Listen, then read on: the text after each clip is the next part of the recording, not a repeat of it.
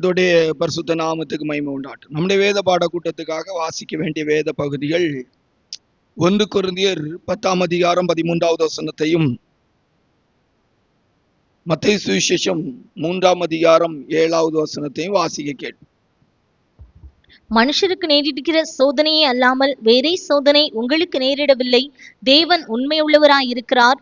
உங்கள் திராணிக்கு மேலாக நீங்கள் சோதிக்கப்படுகிறதற்கு அவர் இடம் கொடாமல் சோதனையை தாங்கத்தக்கதாக சோதனையோடு கூட அதற்கு தப்பிக்கொள்ளும்படியான போக்கையும் உண்டாக்குவார். மத்தேயு சுவிசேஷம் 3ஆம் அதிகாரம் 7வது வசனத்தையும் வாசிக்க கேட்போம். பரிசேயரிலும் சதுசேயரிலும் அநேகர் தன்னிடத்தில் ஞானஸ்நானம் பெறும்படி வருகிறதை அவன் கண்டு, விரியன் பாம்பு குட்டிகளே, வருங்கோபத்துக்கு தப்பித்துக் கொள்ள உங்களுக்கு வகை காட்டினவன் யார்? கர்த்தருடைய பரிசுத்த நாமத்துக்கு மகிமை உண்டாகட்டும். இந்த வேத பகுதியிலிருந்து நம்முடைய தியானத்துக்காக நாம் எடுத்துக்கொண்ட தலைப்பு என்னவென்று சொன்னால், தப்பித்துக் கொள்ளுதல். வாய்ப்பை பயன்படுத்தினவர்கள், வாய்ப்பை பயன்படுத்தாதவர்கள். தப்பித்துக் கொள்ளும்படியான வாய்ப்பு, தப்பித்துக் கொள்ள வாய்ப்பு. தலைப்பு போடும்போது தப்பித்துக் கொள்ளும்படியான வாய்ப்பு. வாய்ப்பை பயன்படுத்தினவர்கள், பயன்படுத்தாதவர்கள். கீழே எழுதிக்கிடுங்க. ஒரு 7 வேற வேதத்திலிருந்து நம்ம தியானிக்க போறோம். வேதம் நமக்கு சொல்லி கொடுக்கிறது, சோதனைக்கு தப்பித்துக் கொள்ளும்படியான போக்கை கர்த்தர் நமக்கு உண்டாக்குகிறார். அப்போ ஆதியாகமம் தொடங்கி வெளிப்படுத்தின விசேஷம் வரைக்கும் ஒரு நிவாரணம் கர்த்தர் வைத்திருக்கிறாங்க. ஜீவியத்தில் வர்ற சோதனைகள் அப்படின்னு சொல்லும் போது நமக்கு எந்த ஆங்கிள் வேணாலும், எந்த கோணத்தில் வேணாலும் நம்ம அதை எடுத்துக்கொள்ளலாம். வியாதி, பாவம், அன்றாட நம்முடைய வாழ்க்கைக்கு விரோதமாக வருகிற, நாம் சந்திக்கிற, நம்மளை மன வருத்தப்படுத்துகிற எந்த காரியத்தையும் நாம் இதில் எடுத்துக்கொள்ளலாம். அதாவது நம்முடைய ஜீவியத்தில் நம்ம சந்தோஷமாய் வாழ முடியாதபடிக்கு, தேவனோடு உள்ள ஐக்கியத்திலே வாழ முடியாதபடி, பரலோகவாசியாய் வாழ முடியாதபடிக்கு நமக்கு வருகிற எல்லாவற்றையும் கூட இந்த சோதனை என்ற வார்த்தைக்குள்ள நம்ம கொண்டு வந்து வைத்து கொண்டு, அப்படிப்பட்ட சூழ்நிலையிலே தேவன் நம்மை தப்பித்து பிழைத்து கொள்ளும்படியான ஒரு வாய்ப்பை ஏற்படுத்துகிறாங்க.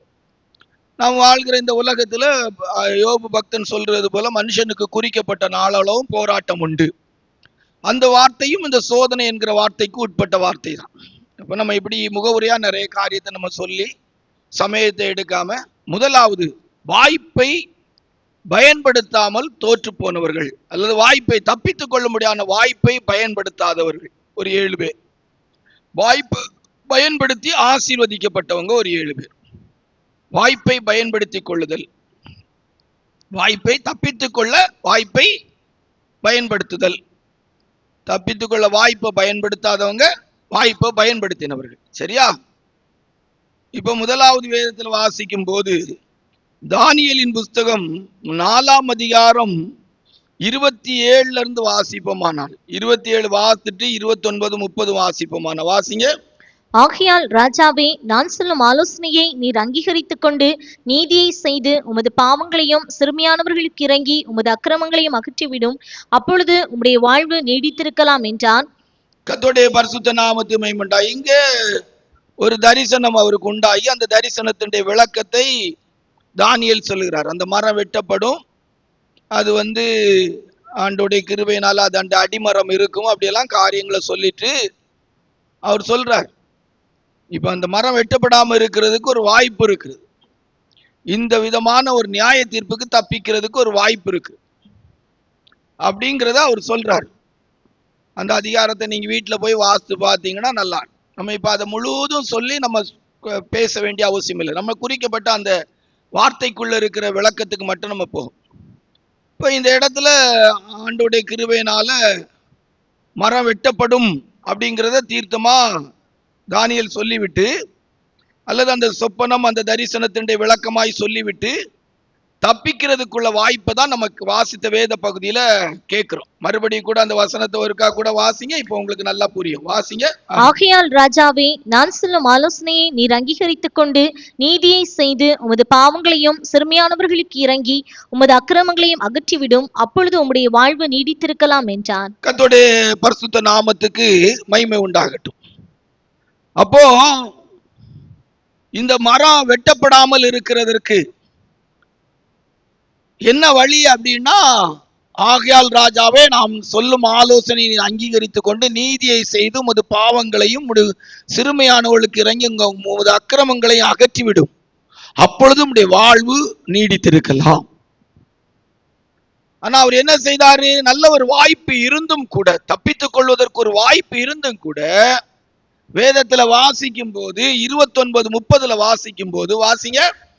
12 மாதம் சென்ற பின்பு 12 மாதம் தேவன் அவருக்கு ஒரு வாய்ப்பை கொடுக்கிறார். தன்னுடைய பாவங்கள் நீங்க, தன்னுடைய அக்கிரமங்கள் நீங்க, ஏழைகளுக்கு இறங்கி உதவி செய்து தான் நியாய தீர்ப்புக்கு தப்பித்துக் கொள்வதற்கு ஒரு வாய்ப்பை கர்த்தர் ஏற்படுத்திக் கொள்கிறார். தப்பித்துக் கொள்வதற்கான வாய்ப்பை கர்த்தர் ஏற்படுத்திக் கொள்கிறார். ஆனா அந்த வாய்ப்பை அவர் பயன்படுத்தல. நேபுகாத்நேச்சருக்கு கர்த்தர் ஒரு வாய்ப்பை கொடுக்கிறார். பட்சபாதம் இல்லாத ஒரு தேவன் ஒரு வாய்ப்பை கொடுக்கிறார். இன்றைக்கும் அப்படிதான். இந்த வார்த்தைகளை கேட்கிற தேவனுடைய பிள்ளை, உனக்கும் கூட எந்த சொப்பனங்கள், எப்படிப்பட்ட தரிசனங்கள், எப்படிப்பட்ட எதிரான காரியங்கள் வந்தாலும் கூட தேவன் உனக்கு ஒரு வாய்ப்பை கொடுக்கிறார். இந்த பிரசங்கம், இந்த வார்த்தையும் கூட உனக்கு ஒரு வாய்ப்பாகத்தான் உங்களை சந்தித்துக் கொண்டிருக்க, என்னை சந்தித்துக் கொண்டிருக்கிறது. அன்றைக்கு நேபுகாத்நேச்சருக்கு 12 மாதங்கள் வாய்ப்பாக கொடுக்கப்பட்டது.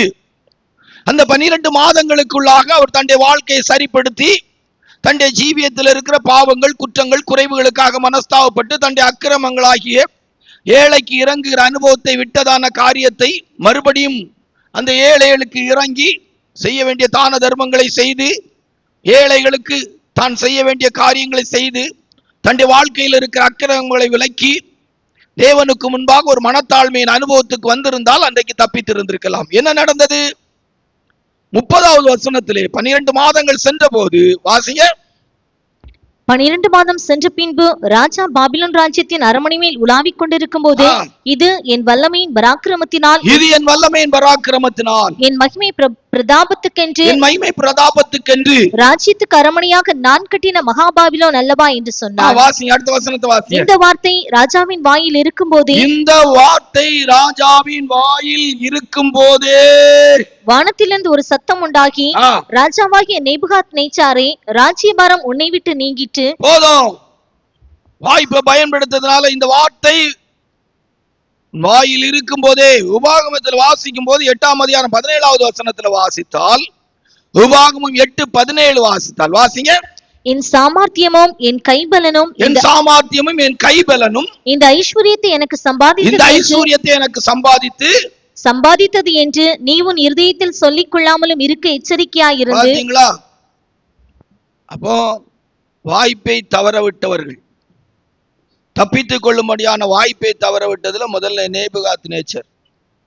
பெருமை, சாமர்த்தியம், நான் கட்டின மகாபாபிலோன் ராஜ்யத்தின் மகிமையின் பிரஸ்தாபத்துக்காக அப்படின்னா, இன்னைக்கு அநேக தேவனுடைய பிள்ளைகள் தேவையில்லாத பிரச்சனைகள், தேவையில்லாத வேதனைகள், தேவையில்லாத கஷ்டங்கள், பலவிதமான சோதனைகள், போராட்டங்கள் அகப்பட்டு இருக்கிறதுக்கு காரணம் இது ஒரு காரணமாயிருக்கும்.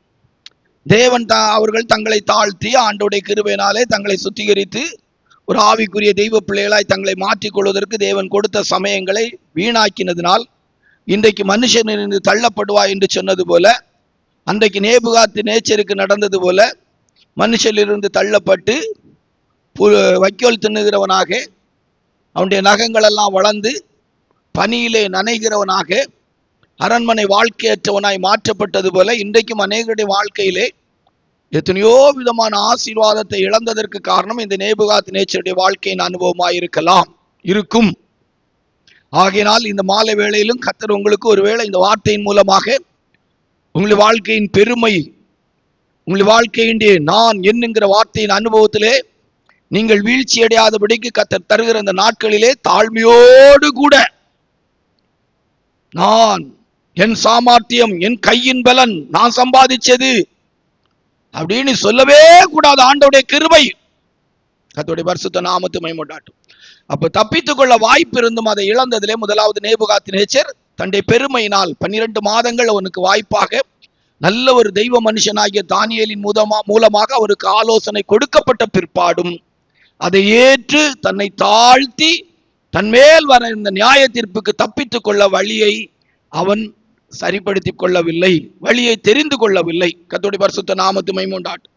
இரண்டாவதாக அப்போஸ்தலர் நடபடிகள் 20ஆம் அதிகாரம் 9, 10, 11 வாசித்தார். அப்போஸ்தலர் நடவடிக்கைகள் 27 அதிகாரம் 9, 10, 11. 27 அப்போஸ்தலர் நடவடிக்கைகள் 27, 9, 10, 11. வெகுகாலம் சென்று உபவாச நாளும் கழிந்து போனபடியினாலே இனி கப்பல் யாத்திரை செய்கிறது மோசத்திற்கு ஏதுவாயிருக்கும் என்று பவுல் அவர்களை நோக்கி, மனுஷரே, இந்த யாத்திரையினாலே சரக்குக்கும் கப்பலுக்கும் மாத்திரமல்ல, நம்முடைய ஜீவனுக்கும் வருத்தமும் மிகுந்த சேதமும் உண்டாயிருக்கும் என்று காண்கிறேன் என்று சொல்லி அவர்களை எச்சரித்தான். நூற்றுக்கு அதிபதி பவுலினால் சொல்லப்பட்டவர்களை பார்க்கிலும் மாலுமியையும் கப்பல் எஜமானையும் அதிகமாய் நம்பினார். கர்த்தருடைய பரிசுத்த நாமத்து மகிமை உண்டாட்டும். இங்கே ஒரு பிரயாணம், கப்பல் பிரயாணம். ஏறக்குறைய 276 பேர் இந்த கப்பல்ல பிரயாணித்து கொண்டிருக்கிறாங்க. பரிசுத்த பவுல் அவர்கள் இந்த பிரயாணத்திலே ஒரு குற்றவாளி என்கிற இடத்தில் இருந்தாலும் அந்த 100க்கு அதிபதியின் இடத்திலே ஒரு நன்மதிப்பை பெற்ற தெய்வ மனுஷனாய் காணப்பட்டாங்க. அப்ப இந்த யாத்திரையில பிரச்சனைகள் வந்தபோது அவர் சொல்றாரு, இந்த இடத்தை விட்டு நம்ம புறப்பட வேண்டாம் என்று சொல்லி. ஆனா அந்த 100க்கு அதிபதி மாலுமியும் கப்பல் எஜமானும் சொன்னதை நம்பி புறப்பட்டார்கள், எச்சரித்தான். இன்றைக்கு எனக்கு தெரிஞ்சு இன்றைக்கு இருக்கிற ஆவிக்குரிய பெந்தகோஸ்த ஜனங்கள் எல்லாம் தேவனுடைய வார்த்தையின் எச்சரிப்பை ஏற்றுக்கொள்கிறதே இல்லை. எனக்கு ஆச்சரியமா இருக்கு, ரொம்ப பெரிய ஆச்சரியமா இருக்கு. யூடியூப் சொல்றதை நம்புகிறார்கள். யூடியூப்ல யார் யாரோ என்ன கருத்து சொல்றாங்களோ அதையெல்லாம் ஏற்றுக்கொள்ளக்கூடிய மனப்பக்குவம் இருக்கிறது. ஆனால் தேவனுடைய வார்த்தையின்படி தெய்வ ஜனங்களுக்கு சொல்றத அவர்களால் ஏற்றுக்கொள்ள முடியல. ஒண்ணுமில்லாத குடும்பத்தார் சொல்லுகிறத சிலர் ஏற்றுக்கொள்கிறாங்க, சிலர் கோள் சொல்லுகிற விதத்துல சொல்லுகிறத சிலர் ஏற்றுக்கொள்கிறார்கள், வஞ்சக எண்ணத்தோடு பேசுகிறதை ஏற்றுக்கொள்கிறார்கள். எப்படி அன்றைக்கு ஏவாள வஞ்சிக்கும்படி சாத்தான் திட்டம் போட்டு செயல்பட்டானோ அதுபோலதான் இன்றைக்கும் கூட அநேக கர்த்தருடைய பிள்ளைகளுடைய வாழ்க்கையிலே அந்த கப்பல்ல பிரயாணம் பண்ணின 100க்கு அதிபதி மாலுமியையும் கப்பல் எஜமானையும் நம்பி புறப்பட்டு சிறிது நேரத்திலே 13வது வசனத்திலிருந்து வாசித்து பார்ப்பீர்களானால், காற்று போன போக்கிலே போய் கப்பல் உடைந்தது என்று சொல்லி வாசிக்கிறோம். யூரோக்கிலியோன் என்கிறதான ஒரு கொடுங்காற்று அந்த கப்பலை உடைத்தது. என் அருமை தேவனுடைய ஜனமே, அருமையான கர்த்தருடைய பிள்ளைகளே, உங்களுடைய வாழ்க்கையிலும் கூட இந்த மாலை கூட்டத்தில் இந்த வார்த்தையை கேட்கிற உங்களுடைய ஜீவியத்திலும் கூட இந்த நாட்களிலே தேவன் உங்களுக்கு தருகிற எச்சரிப்பின் வார்த்தைகளை விட்டு தப்பித்துக் கொள்ளும்படியாக கர்த்தர் உங்களை எச்சரிக்கிறதான காரியங்களை விட்டு கப்பல் மாலுமியையும் கப்பல் எஜமானுடைய வார்த்தையும் அன்றைக்கு 100க்கு அதிபதி நம்பி கப்பல் பிரயாணத்தை ஆரம்பித்தது போல இந்த விசுவாச கப்பல் யாத்திரையில் போவீர்களானால் இந்த விசுவாச கப்பல் உடைக்கப்படும் என்பதை இந்த மாலை கூட்டத்திலும் கூட சர்வ வல்லமுள்ள தேவனாகிய கர்த்தர் நம்மை பார்த்து எச்சரித்து இந்த வார்த்தையும் கூட பேசுகிறார். அருமை சகோதரனே, ஒருவேளை இந்த வார்த்தையை நீ கேட்டுக்கொண்டிருக்கிற நேரத்திலே உன்னுடைய விசுவாச கப்பல் உடைக்கப்பட்டதற்கு காரணம் கடந்த நாட்களிலே மாலுமியும் எஜமானும் என்று சொல்லுகிற விதத்தில் இந்த உலகத்தில் இருக்கிறதான மருத்துவர்களும் உலகத்தில் இருக்கிறதான பலவிதமான காரியத்தின்படி தப்பித்துக் கொள்ளலாம் என்று சொல்லக்கூடிய உலக மனிதர்களுடைய வார்த்தையும் மணலின் மேல் கட்டப்பட்ட வீட்டின் அனுபவத்திலே மனுஷனுக்கு செம்மையாய் தோன்றுகிற வழி என்று சொல்லப்பட்ட விதத்திலே காணப்படுகிற வார்த்தைகளின் அனுபவத்திலே நீ கீழ்ப்படிந்து இன்றைக்கு உன்னுடைய விசுவாச கப்பல் சேதப்பட்டிருக்கிறதா என்பதை நீ ஆராய்ந்து பார்க்க வேண்டிய நேரம் இது. சர்வ வல்லமுள்ள தேவனாகிய கர்த்தர் உன்னுடைய விசுவாச கப்பல் உடைந்து போகாதபடிக்கு, உன்னுடைய நல்மனசாட்சியை நீ இழந்து போகாதபடிக்கு தான், உங்களுடைய நல்மனசாட்சி எந்த விதத்திலும் சேதப்படாதபடிக்கும், நம்முடைய விசுவாச கப்பல் உடைந்து போகாதபடிக்கும் தான் இப்படிப்பட்ட விதத்திலே தேவன் தம்முடைய ஊழியர்களை கொண்டு இந்த விதங்களிலே நம்மை எச்சரிக்கிறார். அன்றைக்கு அப்போஸ்தலனாகிய பவுல் அவர்களை எச்சரித்த எச்சரிப்பின் சத்தம் அவர்கள் அந்த 100க்கு அதிபதிக்கு எந்த விதத்திலும் ஏற்றுக்கொள்ளப்படுகிற விதமாய் காணப்படவில்லை. இன்றைக்கு ஒரு முறை கூட உன்னுடைய வாழ்க்கையை இந்த மாலை வேளையிலும் இந்த சத்தியத்தை கேட்கும் போதும் ஆராய்ந்து பார். கடந்த காலங்களிலும் சரி, நிகழ்காலங்களிலும் சரி, தேவன் உங்களை எச்சரித்து உங்களோடு பேசுகிற வார்த்தைகளுக்கு நீங்கள் கீழ்ப்படுகிற அனுபவம் இருக்கிறதா? கீழ்ப்படிந்து வாழக்கூடியவர்களாய் காணப்படுகிறீர்களா? கர்த்தர் உங்களை எச்சரிக்கிற வேளையிலே தம்முடைய ஊழியர்களை கொண்டு, உபதேசங்களை கொண்டு, சத்தியத்தை கொண்டு, வெளிப்பாடுகளை கொண்டு கர்த்தர் உங்களை உணர்த்துகிற வேளையிலே, எச்சரிக்கிற வேளையிலே நீங்கள் கீழ்ப்படிந்து உங்கள் விசுவாச கப்பல் சேதப்படாதபடிக்கு உங்களுடைய ஆவிக்குரிய ஜீவியம் பாதுகாக்கப்பட்டிருக்கிறதா? நீங்கள் தப்பித்துக் கொள்ளக்கூடிய வாய்ப்புக்கு ஏதுவானவர்களா இருக்கிறீர்களா? அல்லது தப்பித்துக் கொள்ளும்படியான வாய்ப்பை இழந்த ஒரு கூட்டத்தினராய் இருக்கிறதா என்பதை நாமே நமக்குள்ளே ஒரு தற்பரிசோதனை பண்ணி பார்க்க வேண்டிய நேரம் இது. கர்த்தருடைய பரிசுத்த நாமத்துக்கு மகிமை உண்டாகட்டும். மூன்றாவதாக, தப்பித்துக் கொள்ளும்படியான வாய்ப்பு இருந்தும் தப்பித்துக் கொள்ளும்படியான வாய்ப்பை பயன்படுத்தாதவர்கள். 2 ராஜாக்களின் புஸ்தகம் 2ஆம் அதிகாரம் 26, 27. 2 ராஜாக்களின் புஸ்தகம் 5ஆம் அதிகாரம் 26, 27 வாசிய. 2 ராஜாக்களின் புஸ்தகம் 5ஆம் அதிகாரம் 26, 27. அப்பொழுது அவன் இவனை பார்த்து, அந்த மனுஷன் உனக்கு எதிர்கொண்டு வர தன் ரதத்திலிருந்து இறங்கி திரும்புகிற போது என் மனம் உன்னுடன் கூட செல்லவில்லையா? பணத்தை வாங்குகிறதற்கும் வஸ்திரங்களையும் ஒலிவத்தோப்புகளையும் திராட்சை தோட்டங்களையும் ஆடு மாடுகளையும் வேலைக்காரரையும் வேலைக்காரிகளையும் வாங்குகிறதற்கும் இது காலமா? ஆகையால் நாகமானின் குஷ்டரோகம் உன்னையும் உன் சந்ததியாரையும் என்றைக்கும் பிடித்திருக்கும் என்றான். கர்த்தருடைய பரிசுத்த நாமத்துக்கு மகிமை உண்டாகட்டும். இங்கே கேயாசி தப்பித்துக் கொள்வதற்கு ஒரு நல்ல மார்க்கத்தை கர்த்தர் ஏற்படுத்தி கொடுத்தாங்க. ஆனா அவன் அதை பயன்படுத்தவில்லை. அவன் நாகமானை பின்தொடரும் போது எலியாவின் மனம், எலியாவிடத்திலிருந்து அபிஷேக ஆவியானுடைய உணர்த்துதல் அவனோடு கூட போராடினது. நீ பின்பற்ற வேண்டாம், நாகமானுக்கு பின்னால போக வேண்டாம், நாகமான் கொண்டு வந்திருக்கிற பொருட்களை நீ வாங்க வேண்டாம் என்று சொல்லி எலியாவின் மனம் அவனோடு கூட போராடினது. இந்த இடத்துல எலியாவின் மனம் என்று எழுதினாலும் அது எலியாவின் மேல் இருந்த அபிஷேக ஆவியானுடைய அனுபவம் தான். காரணம், எலியாவுக்கு என்று சொந்தமான மனம் என்று ஒன்று இருக்கிறது என்பதை விட அவன் மேல் இருந்த இரட்டிப்பான பரிசுத்த ஆவியானுடைய அபிஷேகம் தான் அந்த காரியமாயிருந்தது. ஆண்டோடைய சமூகத்து வந்திருக்கிற தேவனுடைய பிள்ளையே, எவர்கள் தேவனுடைய ஆவியினால் நடத்தப்படுகிறார்களோ அவர்கள் தேவனுடைய புத்திரராய் இருக்கிறார்கள். இன்றைக்கு எத்தனையோ பேருடைய ஆத்துமாவிலே இருதயத்திலே கர்த்தருடைய ஆவியானோர் உணர்த்தினால் கூட அந்த உணர்த்துதலுக்கு கீழ்ப்படிய முடியாதவளாக, தப்பித்துக் கொள்ளும்படியான வாய்ப்புக்கு ஏதுவாக ஆவியானோர் போராடினாலும் கூட இது காலமா? ஒலிவ தோப்புகளையும் திராட்சை தோட்டங்களையும் ஆடு மாடுகளையும் வாங்குகிறதுக்கு இது காலமா? கர்த்தருடைய ஆவியானவர் இந்த நாட்களில் எத்தனையோ ஊழியர்களையும் தெய்வ பிள்ளைகளை உணர்த்தினாலும் கூட அதையெல்லாம் விட்டு நாகமானை பின்தொடருகிற அனுபவத்திலே உலக பிராரமான ஆசீர்வாதங்களுக்காக, பொருள்களுக்காக ஆவியானுடைய நடத்துதலை, உணர்த்துதலை, ஏவுதலை அல்ல தட்டிவிட்டு தப்பித்துக் கொள்ள வேண்டிய வழியை தெரிந்தெடுப்பதற்கு பதிலாக தப்பித்துக் கொள்வதற்குரிய போக்கிலே நாம் போய் தப்பித்துக் கொள்வதற்கு பதிலாக நம்முடைய ஜீவியத்திலே தப்பிக்கொள்ள முடியாத இடத்திலே நியாய தீர்ப்புக்குரியவளாய் மாறிவிடுகிறோம். தப்பித்துக் கொள்ள முடியாத வாய்ப்பை கேயாசி பயன்படுத்தவில்லை. அவனும் அவனுடைய சந்ததியும் நாகமானுடைய குஷ்டத்துக்குரியவளாய் மாற்றப்பட்டார்கள். கர்த்தருடைய பரிசுத்த நாமத்துக்கு மகிமை உண்டாகட்டும். ஆகையால் மூன்றாவதாக, தப்பித்துக் கொள்ளும்படியான வாய்ப்பை பயன்படுத்தாமல் குஷ்டரோகத்துக்குரியவனாய் மாறினார்கள்.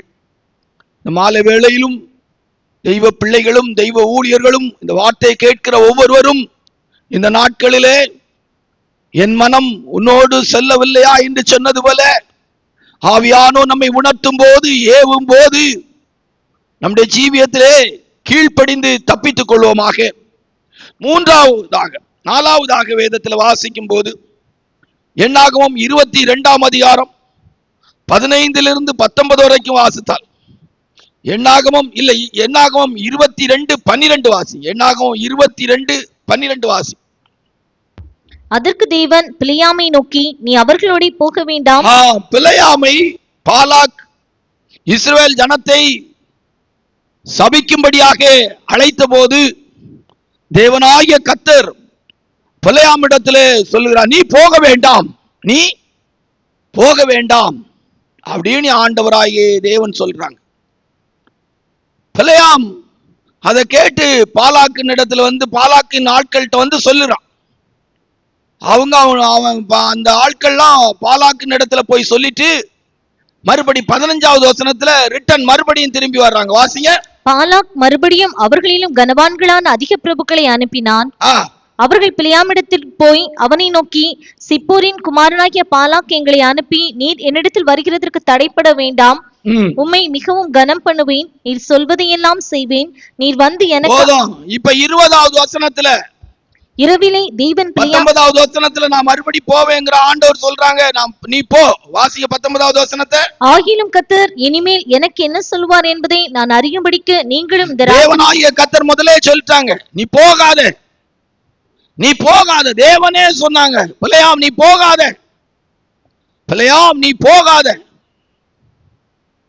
இந்த எத்தனையோ கர்த்தருடைய ஊழியர்களுடைய வீழ்ச்சிக்கு காரணம், எத்தனையோ தெய்வ பிள்ளைகளுடைய வீழ்ச்சிக்கு காரணம், அநேக ஆவிக்குரிய தெய்வ பிள்ளைகள் தங்களுடைய ஜீவியத்தில் தெய்வீகமான அனுபவத்தை விட்டதற்கு, கிருபை இழந்ததற்கு, பரிசுத்தாவியான அபிஷேகத்தை இழந்ததற்கு, ஆவியானுடைய அன்பை இழந்ததற்கு, சத்தியத்தை விட்டு விலகினதற்கெல்லாம் காரணம் போகாதே என்று சொல்லி தேவன் தடுத்ததை மீறினார்கள்.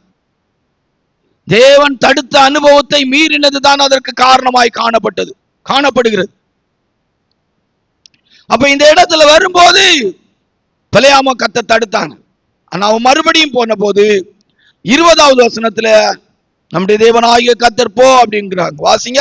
இரவிலே தேவன் பிழையாமிடத்தில் வந்து, அந்த மனிதர் உன்னை கூப்பிட வந்திருந்தால் நீ எழுந்து அவர்களோட கூட போ. எழுந்து போ, ஆண்டவருக்கு தெரியும், போ போ. பிழையாம் எல்லாம் தீர்க்க தரிசனங்கள் சொல்லிட்டு என்னாகும் 23ஆம் அதிகாரம் 10வது வசனத்துல சொல்றாரு, நீதிமான் மரிப்பது போல நான் மரிப்பனாக. வாசிங்க. யாக்கோபின் தூளை எண்ணத்தக்கவன் யார்? இஸ்ரவேலின் காற்பங்கை எண்ணுகிறவன் யார்? நீதிமான் மரிப்பது போல் நான் மரிப்பேனாக. நீதிமான் மரிப்பது போல நான் மரிப்பேனாக. போகாதே. தப்பித்துக் கொள்ளும்படியான வழியை கர்த்தர் ஏற்படுத்தி கொடுத்தாங்க. ஆனா தப்பித்துக் கொள்ளும்படியான வழிய வாய்ப்பை பயன்படுத்தவில்லை. போகாத. இல்ல, அவன் போயிட்டான். நீதிமான் மரிப்பது போல மரிப்பேனாக. ஆனா வேதம் என்ன சொல்லுது? எண்ணாகும் 31ஆம் அதிகாரத்தில் 8வது வசனத்தை யோசுவா 33:22 வாசித்தால், எண்ணாகும் 31:8, யோசுவா 33:22 வாசித்தா. வாசிங்க. அவர்களை கொன்று போட்டதும் அன்றி மீதியானியரின் 5 ராஜாக்களாகிய ஏவி, ரேக்கேம், சூர், ஊர், ரேபா என்பவர்களையும் கொன்று போட்டார்கள். பெயோரின் குமாரனாகிய பிழையாமையும் பட்டயத்தினாலே வெட்டி போட்டார்கள். யோசுவாவுடைய புஸ்தகத்திலும் வாசிக்கும் போது 13ஆம் அதிகாரம் 22, யோசுவா 13:22, இஸ்ரவேல் புத்திரர் வெட்டின மற்றவர்களோடும் கூட பெயோரின் குமாரனாகிய பிழையாமையும் குறி சொல்கிறவனையும் பட்டயத்தினால் வெட்டி போட்டார்கள். பட்டயத்தினாலே வெட்டி போட்டார்கள். நீதிமான் மரிப்பது போல மரிப்பேனாக. எல்லாருக்கும் நல்ல மரணம் வேணும்னு விருப்பம் இருக்கு. சாகும்போது நல்ல முறையில சாகணும்னு நினைக்கிறாங்க. போகாதன்னு சொல்லும் போதே தடுத்து நிறுத்தப்பட்டிருக்கணும். தேவனை சார்ந்து வாழ வேண்டிய இடத்துல தேவனை சார்ந்து வாழணும். கர்த்தர் சொல்லுவார் சில நேரங்கள்ல, நானே உன் பரிகாரியாய் கர்த்தர் அப்படின்னு சொல்லுவாங்க. கிளையாத்தின் பிசின் தைலமாய் ரண வைத்தியராய் ஆண்டவரே அவருடைய தழும்புகளால் நம்மை குணமாக்கும்படிக்கு தடுப்பாங்க. அந்த தடுப்பை நம்ம மீறி, தடுக்கிறத மீறி நம்ம போக அப்போ அப்படின்னு அனுப்பிடுவாங்க. போ. முடிவு என்னாச்சு? பட்டயத்தினாலே செத்தான். 3, 4, 5 வேதத்தில் வாசிக்கும் போது 4 இப்படி தப்பித்துக் கொள்ளக்கூடிய வாய்ப்பை பயன்படுத்தாத பிள்ளையாம். முதலாவதாக நேபுகாத்நேச்சர், இரண்டாவதாக அப்போஸ்தலனாகிய பவுல் அவர்கள் பிரயாணம் பண்ணின அந்த கப்பல் 100க்கு அதிபதி அந்த மாலுமி எஜமான், அந்த கூட்டம் கப்பல் உடையிறதுக்கு காரணமாக இருந்தார்கள். 3வது கேயாசி, 4வது பிள்ளையாம், 5வதாக ஆதியாகமம் 5ஆம் அதிகாரம் 32வது வசனத்தை வாசிக்கும் போது, ஆதியாகமம் 6:10 வாசிக்கும் போது, ஆதியாகமம் 5:32 வாசிங்க. நோவா 500 வயதான போது சேம், காம், யாபேத் என்பவர்களை பெற்றான். இப்போ 6ஆம் அதிகாரம் 10வது வசனத்துல வாசிக்கும் போது வாசிங்க. நோவா சேம், காம், யாபேத் என்னும் 3 குமாரரை பெற்றான். வாசி. அடுத்த வசனத்தை வாசி. பூமியானது தேவனுக்கு முன்பாக சீர்கெட்டதாய் இருந்தது, பூமி கொடுமையினால் நிறைந்திருந்தது. போதும். இப்போ நோவாவுக்கு ஆண்டவர் பேழையை கட்டும்படி சொன்னாங்க. 7ஆம் அதிகாரம் 6வது வசனத்துல, 7ஆம் அதிகாரம் 6வது வசனத்துல நோவாவுக்கு 600 வயது. வாசிங்க. ஜலப்பிரளயம் பூமியின் மேல் உண்டான போது நோவா 600 வயதாய் இருந்தான். போதும். 100 வருஷம். 500வது வயசுல தேவனாகிய கர்த்தர் அவரை பார்த்து பேழையை உண்டாக்கும்படி சொல்றார். 6ஆம் அதிகாரம் கடைசியில அவர் பேழையை கட்டி முடித்தார். 6 கடைசி வாசிங்க. நோவா அப்படியே செய்தான். தேவன் தனக்கு கட்டளையிட்டபடியெல்லாம் அவன் செய்து முடித்தார். இப்ப இங்க தப்பித்து கொள்ளக்கூடிய வாய்ப்பை பயன்படுத்தாதது யார்? நோவா காலத்து ஜனங்கள். நோவா காலத்து ஜனங்கள் தப்பித்துக் கொள்ளும்படியான அந்த போக்கை, அந்த வாய்ப்பை பயன்படுத்தவில்லை. 100 வருஷம் 7ஆம் அதிகாரத்துல வாசிக்கும் போது 6வது வசனத்துல 600 வயதான போது, இத பேதுரு அப்போஸ்தலன் எடுத்து எழுதும் போது 1 பேதுருடைய புத்தகம் 3ஆம் அதிகாரம் 20வது வசனத்திலே 1 பேதுரு 3:20 வாசிக்கும் போது வாசிங்க. அந்த ஆவிகள் பூர்வத்திலே நோவா பேழையை ஆயத்த பண்ணும் நாட்களிலே தேவன் நீடிய பொறுமை. எவ்வளவு பொறுமையா இருந்தாங்களா? எவ்வளவு பொறுமையா இருந்தாங்க? நேபுகாத் நேச்சருக்கு 12 மாதம், இங்க நீடிய பொறுமை 100 வருஷம். எத்தனை வருஷம்? 100 வருஷம் பொறுமையா இருந்தாங்க. நம்ம சபை விசுவாசிகளுக்கெல்லாம் எத்தனை வருஷம்? நம்முடைய பெந்தகோஸ்த ஊழியர்களுக்கெல்லாம் எத்தனை வருஷம் ஆண்டவர் நீடிய பொறுமையா இருக்கிறாங்க. உபதேசங்களை பேசி நீடிய பொறுமையா இருக்கிறாங்க. சில விசுவாசிகளுக்கெல்லாம் பண்படுத்தப்படும்படியாக நீடிய பொறுமையோடு கர்த்தர் காத்திருக்கிறாங்க. வருஷ கணக்கா கிருபையை கொடுத்து, அபிஷேகத்தை கொடுத்து, வெளிப்படுத்தல்களை கொடுத்து, கோபத்தை விட்டு, எரிச்சலை விட்டு, பொறாமையின் ஆவிகளை விட்டு, வாய் பேசுகிற ஆவியை விட்டு, எதிர்த்து பேசுகிற ஆவியை விட்டு, கீழ்ப்படியாமையின் ஆவியை விட்டு, அருவருப்புகளின் ஆவிகளை விட்டு வெளியே வரும்படியாக நோவா காலத்து ஜனங்களுக்கு 100 வருஷம் கர்த்தர் நீடிய பொறுமையா இருந்தாங்க. வாய்ப்பை கொடுத்துக்கிட்டே இருந்தாங்க 100 வருஷம். 1 வருஷம் 2 வருஷம் இல்ல, 100 வருஷம். சிலருக்கெல்லாம் என்ன அடி அடிச்சாலும் சரி, எவ்வளவு ஆண்டவர் சிக்ஷைகளை கொடுத்தாலும் சரி, எவ்வளவு பலகீனத்தை கொடுத்தாலும் சரி, எவ்வளவு கர்த்தர் உணர்த்தலாலும் சரி, எவ்வளவு குற்றோணி தெரிஞ்சாலும் சரி, கோபத்தை விட்டு வெளியே வர முடியல, எரிச்சலை விட்டு வெளியே வர முடியல, பொறாமையின் ஆவியை விட்டு வெளியே வர முடியல, தேவன் விரும்பாத காரியங்களை விட்டு வெளியே வரல, தேவனுக்கு விரோதமான காரியத்தை விட்டு வெளியே வரல, தவறுன்னு தெரிஞ்சு கூட பொல்லாத ஆவிகளின் அனுபவத்துல நோவா காலத்து ஜனங்களை போல நீடிய பொறுமையா இருந்தார்.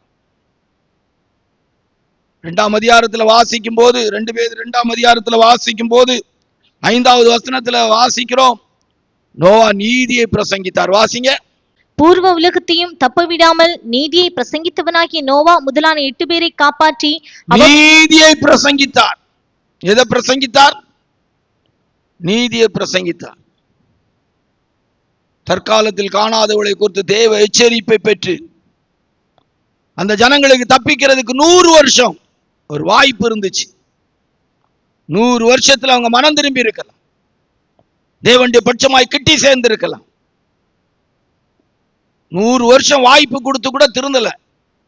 இதான் இன்னைக்கு இருக்கிறதா. நோவா காலத்துல என்ன சம்பவித்தோ அதுதான் சம்பவிக்கும். எவ்வளவு நாள் ஆண்டவர் ஆவியின் கனி, அன்பு, சந்தோஷம், சமாதானம், நீடிய பொறுமை, தயவு, நற்குணம், சாந்தம், இச்சையடக்க எத்தனை நாள் ஆவியில நிரம்பினாலும், எவ்வளவு அந்நிய பாஷையை பேசினாலும், தீர்க்க தரிசனங்கள் சொன்னாலும், தரிசனங்கள் கண்டாலும், சொப்பனங்கள் பார்த்தாலும், எத்தனை வருஷமாயும் கோபத்தில இருந்து விடுதலை இல்லை, எரிச்சல்ல இருந்து விடுதலை இல்லை, பொல்லாத ஆவிகளின் கிரியையில இருந்து விடுதலை இல்லை. நோவா காலத்து ஜனங்களை போலதான் வாழ்றாங்க. கோபம் கோபம் கோபம். தனக்கு கோபம் வந்தா ரத்தம், மற்றவங்களுக்கு கோபம் வந்தா தக்காளி சட்னி. தான் கோபத்துல பேசினா அது சரி, மற்றவங்க கோபத்துல பேசினா தப்பு. தனக்கு எரிச்சல் வந்தா தப்பு கிடையாது, தான் டென்ஷன் ஆனா பரவாயில்ல. தனக்கு எவ்வளவு டென்ஷன் வரலாம், தான் எவ்வளவு டென்ஷனாகவும் பேசலாம், தான் பேசுறதெல்லாம் எவ்வளவு டென்ஷனா இருந்தாலும் சரி. அப்படிலாம் நினைச்சு வாழ்ந்துறாங்க. தேவன் பொறுமையா இருக்கிறார். தப்பித்துக் கொள்ளக்கூடிய வாய்ப்பை 100 வருஷமா அவங்களுக்கு கொடுத்தாங்க. இதெல்லாம் உணர்வடைவீங்க அப்படிங்கிறதுக்கெல்லாம் பேசல, பைபிள் ஸ்டடி பேசிட்டு போறோம். 100 வருஷம் எனக்கு தெரிஞ்ச விதத்துல என்ன சொல்றதுக்கு, கொஞ்சம் ஆழமா இதுல இறங்கி பேசினா நம்மில் அநேகர் அதைரியப்பட வேண்டியது இருக்கும். இதோடு நிறுத்திக்கிட்டா நல்லதா இருக்கும். 5, நோவா காலத்து ஜனங்கள் தப்பித்துக் கொள்வதற்கு வாய்ப்பு இருந்தும் தப்பித்துக் கொள்ளவில்லை. 6, ஆதியாகமம் 19ஆம் அதிகாரம் 12 இருந்து 14 வரைக்கும் வாசித்தா. ஆதியாகமம் 19ஆம் அதிகாரம் 12 இருந்து 14 வரைக்கும் வாசிங்க. பின்பு அந்த புருஷர் லோத்தை நோக்கி, இவ்விடத்தில் இன்னும் உனக்கு யார் இருக்கிறார்கள்? மருமகனாவது, உன் குமாரராவது, உன் குமார்த்திகளாவது, பட்டணத்தில் உனக்குரிய எவர்களாவது இருந்தால் அவர்களை இந்த ஸ்தலத்திலிருந்து வெளியே அழைத்து கொண்டு போ. நாங்கள் இந்த ஸ்தலத்தை அழிக்கப் போகிறோம். இவர்கள் கூக்குரல் கர்த்தருடைய சமூகத்தில் பெரிதாயிருக்கிறது. 14வது வசனத்தை வாசி. 14வது வசனத்துல லோத்து தன்னுடைய பிள்ளைகளுடைய மருமக்கமார்களை கூப்பிடுறார். வாசிங்க 14வது வசனத்தை. அப்பொழுது லோத்து புறப்பட்டு தன் குமாரத்திகளை விவாகம் பண்ண போகிற தன் மருமக்கள்மாரோடே பேசி, நீங்கள் எழுந்து இந்த ஸ்தலத்தை விட்டு புறப்படுங்கள், கர்த்தர் இந்த பட்டணத்தை அழிக்கப் போகிறார் என்றான். அவனுடைய மருமக்கள்மாரின் பார்வைக்கு அவன் பரியாசம் பண்ணுகிறதாக கண்டீங்களா? வாய்ப்பு, நல்ல வாய்ப்பு கொடுக்கிறார். சோதோம் கோமோராவுல இருந்த ஜனங்கள்ல லோத்துடைய பிள்ளைகளை கல்யாணம் பண்ணி கொள்ளக்கூடிய மருமக்களோடு லோத்து பேசி அழைக்கிறார். தப்பித்துக் கொள்ளும்படியான வாய்ப்பை ஏற்படுத்துகிறான். அவங்களுக்கு அந்த வார்த்தை பரியாசமா இருந்த அந்த பசங்களுக்கு, யார் வேணாலும் வரட்டுங்கிற விதத்துல தான் அந்த வாய்ப்பை கர்த்தர் கொடுக்கிறார்.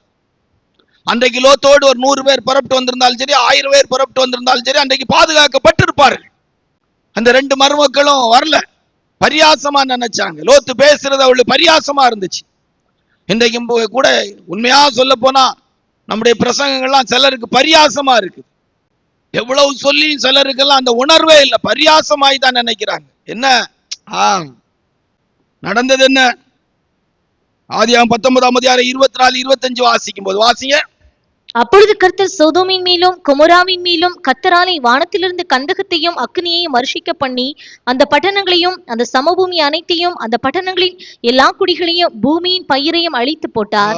தப்பித்துக் கொள்ளக்கூடிய வாய்ப்பு இருந்தும் பயன்படுத்தாதனால அன்றைக்கு அழிந்து போனார்கள். சோதோம் கோமோரா ஜனங்களிலே விசேஷமாய் லோத்துடைய பிள்ளைகளுக்கு புருஷனாய் வர வேண்டியவர்கள், லோத்துவுக்கு மருமக்களாய் வர வேண்டியவர்களும் அழிந்தார்கள். இன்றைக்கும் இந்த மாலை கூட்டத்துக்கு வந்திருக்கிற அருமை கர்த்தருடைய பிள்ளையே, உங்களுடைய ஆவிக்குரிய ஜீவியத்திலும் கூட இந்த சத்தியங்களை கேட்கும் போது, இந்த வார்த்தைகளை கேட்கும் போது, உங்களுடைய வாழ்க்கையிலே உணர்வடைவதற்கேற்ற விதத்துல கர்த்தர் உங்களை உணர்த்தினால், ஏவினால், உங்களுடைய ஜீவியத்திலும் கூட சோதோம் கோமோரா என்று சொல்லக்கூடிய அழிவுக்குரிய காரியங்களை விட்டு வெளியே வாருங்கள். வானத்திலிருந்து ஒரு சத்தம் உண்டாகி பாபிலோனை விட்டு வெளியே வாருங்கள் என்று சொன்னது போல வெளியே வர வேண்டிய விஷயங்களை விட்டு வெளியே வாருங்க. உள்ளே இருக்காதுங்க. இந்த வானமும் பூமியும் வெந்துருகி சாம்பலாய் போகும். அழிவுக்குரிய பூமிக்குரிய காரியங்களின் மேலே இன்றைக்கு கண்ணோக்கம் உள்ளவர்களாய் இருக்கிறார்கள். வெளியே வாங்க. சத்தியத்தை சொன்னா அது பரியாசமா இருக்குது. அன்றைக்கு லோத்துடைய வார்த்தை பரியாசமாய் தோன்றினது.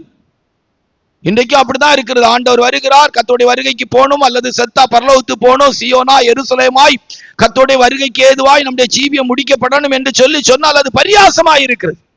உலகத்துக்கு ஒத்த வேஷம் தரிக்க வேண்டாம், உலகத்தாராய் வாழ வேண்டாம், உலகத்துல சொத்து சேர்க்க வேண்டாம், உலகத்தின் பணம் பொருள் எல்லாவற்றையும் விட பரலோக ராஜ்யத்துக்கு போறதுதான் மேன்மையானது.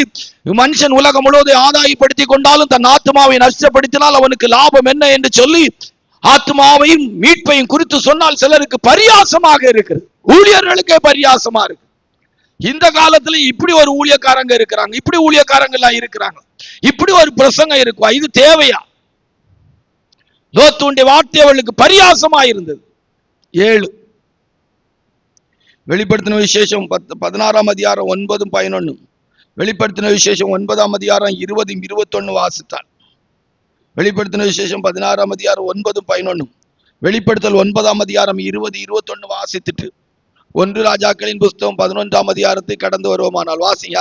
அப்பொழுது மனுஷர்கள் மிகுந்த உஷ்ணத்தினாலே தகிக்கப்பட்டு இந்த வாதைகளை செய்ய அதிகாரமுள்ள தேவனுடைய நாமத்தை தூஷித்தார்களே அல்லாமல் அவரை மகிமைப்படுத்த மனம் திரும்பவில்லை. தங்கள் வருத்தங்களாலும் தங்கள் புண்களாலும் பரலோகத்தின் தேவனை தூஷித்தார்களே அல்லாமல் தங்கள் கிரியைகளை விட்டு மனம் திரும்பவில்லை. தங்கள் கிரியைகளை விட்டு மனம் திரும்பவில்லை. நல்ல வாய்ப்பு. உபத்திரவ காலத்துல, மகா உபத்திரவ காலத்தில் நடக்கிற சம்பவம் இது. ஜனங்கள் மனம் திரும்ப மனசு இல்லையா? 1 ராஜாக்களின் புஸ்தகத்திலே 11ஆம் அதிகாரத்துல 9வது வசனத்தை வாசித்துட்டு 3, 4, 6 வாசிப்போமானால் 1 ராஜாக்கள் 11:9 வாசித்துட்டு வாசிங்க. ஆகையால் இஸ்ரவேலின் தேவனாகிய கர்த்தர் சாலமோனுக்கு 2 விசை தரிசனமாகி அந்நிய தேவர்களை பின்பற்ற வேண்டாம் என்று கட்டளையிட்டு இருந்தும் அவன் கர்த்தரை விட்டு தன் இருதயத்தை திருப்பி 3வது வசனம், 4வது வசனம், 6வது வசனம். அவனுக்கு பிரபுக்கள் குலமான 700 மனையாட்டிகளும் 300 மறுமனையாட்டிகளும் இருந்தார்கள். அவனுடைய ஸ்திரீகள் அவன் இருதயத்தை வலிவு போக பண்ணினார்கள். சாலமோன் வயது சென்ற போது அவனுடைய மனைவிகள் அவன் இருதயத்தை அந்நிய தேவர்களை பின்பற்றும்படி சாய பண்ணினார்கள். அதனால் அவனுடைய இருதயம் அவன் தகப்பனாகிய தாவீதின் இருதயத்தை போல தன் தேவனாகிய கர்த்தருடைய 2 விசை கர்த்தர் தரிசனமானார். அந்த வெளிப்படுத்தின விசேஷத்துல கூட வாஸ்து பாருங்க. அவங்க விக்கிர ஆராதனை, வேசித்தன, அசுத்தங்களை விட்டு மனம் திரும்ப விரும்பல. 9ஆம் அதிகாரத்துல வாஸ்து பாத்தீங்கன்னா 20, 21 வாஸ்து பாருங்க. 9, 20, 21 இப்போ வாசித்து பாருங்க, அழகா புரியும். வாசிங்க. அப்படி இருந்தும் அந்த வாதிகளால் கொல்லப்படாத மற்ற மனுஷர்கள் பேய்களையும் பொன் வெள்ளி செம்பு கல் மண் மரம் என்பவைகளால் செய்யப்பட்டவைகளையும் வாசிங்க. காணவும் கேட்கவும் நடக்கவும் மாட்டாதவைகளுமாய் இருக்கிற விக்கிரகங்களையும் வணங்காதபடிக்கு தங்கள் கைகளின் கிரியைகளை விட்டு மனம் திரும்பவில்லை. எப்படி சாலமோன் இந்த வாழ்க்கையில 2 முறை தரிசனமாகி தேவன் எச்சரித்தும் அவன் மனம் திரும்ப விரும்பவில்லையோ, வாய்ப்பை கொடுத்து மனம் திரும்பலையோ, அதுபோலதான் இந்த கடைசி நாட்கள்ல இருக்கிறார்கள். உலகம் முழுவதும் எடுத்து பார்த்தா இப்படிப்பட்ட விதத்துல வஞ்சிக்கப்பட்ட ஒரு கூட்டம் இருக்கிறது. சத்தியத்தை கொண்டு எவ்வளவு பிரசங்கித்தாலும் சிலருக்கு உணர்வே இல்லை.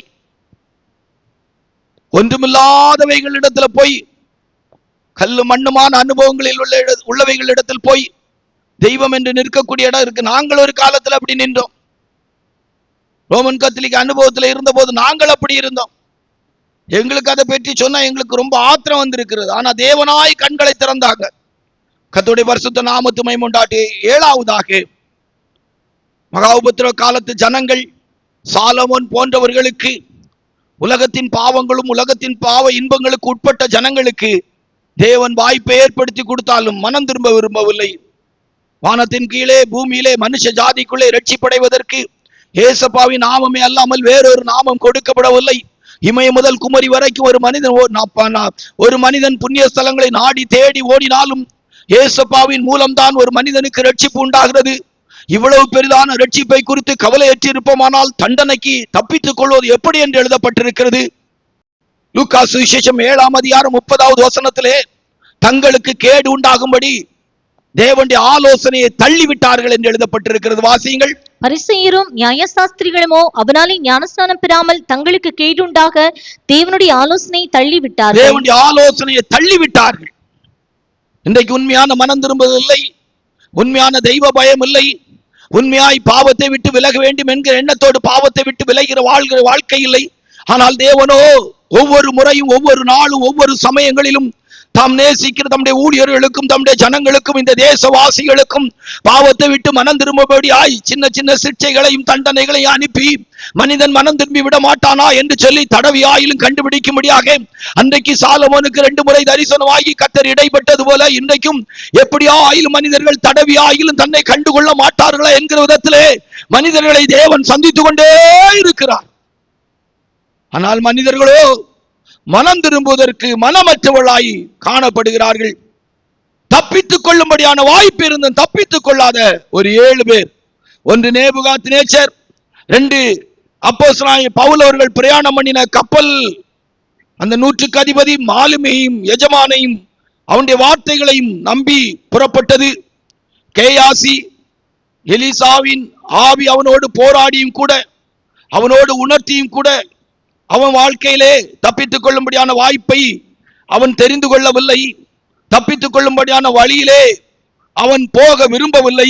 4வது பிள்ளையாம் கர்த்தர் போக வேண்டாம் என்று சொன்ன பிற்பாடும் மறுபடியும் போய் கேட்டு, ஆண்டவரே அவன் பட்டயத்தினால் சாவதற்கேற்ற விதத்திலே போ என்று அனுப்பினது போல தப்பித்துக் கொள்ளும்படியான வாய்ப்பு இருந்தும் அதை பயன்படுத்திக் கொள்ளவில்லை.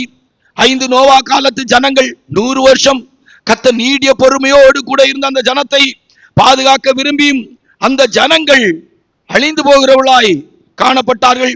சோதோம் கோமரா என்கிற இடத்திலே லோத்துடைய பிள்ளைகளுடைய மருமக்களாய் இருந்தவர்களுக்கு ஒரு வாய்ப்பை தேவன் கொடுத்தாங்க. அந்த வாய்ப்பை அவள் பயன்படுத்தாமல் சோதோம் கோமராவுடைய அழிவிலே அழிக்கப்பட்டார்கள். 7வது வெளிப்படுத்தின விசேஷத்திலும் பழைய பாட்டிலிருந்து சாலமோனுடைய வாழ்க்கையின் அனுபவத்திலிருந்தும் தேவன் ஏற்படுத்தின அந்த நல்ல வாய்ப்பை பயன்படுத்தாதவர்களாய் காணப்பட்டவர்களை குறித்து தியானித்தோம். வாய்ப்பை பயன்படுத்தி தப்பிக்கொண்டவர்களே ஒரு 7 பேர் இருக்கிறாங்க. அவங்களை குறித்து சுருக்கமாய் உங்களோடு பேசி முடிக்கலாம் என்று நினைக்கிறேன். ஆதியாகமம் 14ஆம் அதிகாரம் 14வது வசனத்தில் இருந்த ஆதியாகமம் 41ஆம் அதிகாரம், ஆதியாகமம் 41ஆம் அதிகாரம் வாசிங்க. 14 இருந்து. ஆமா. அப்பொழுது பார்வோன் யோசேப்பை அழைப்பித்தான். அவனை தீவிரமாய் காவல் கிடங்கிலிருந்து கொண்டு வந்தார்கள். அவன் சவரம் பண்ணிக்கொண்டு வேறு வஸ்திரம் தரித்து பார்வோனிடத்தில் வந்தான். பார்வோன் யோசேப்பை நோக்கி, ஒரு சொப்பனம் கண்டேன், அதன் அர்த்தத்தை சொல்ல ஒருவரும் இல்லை.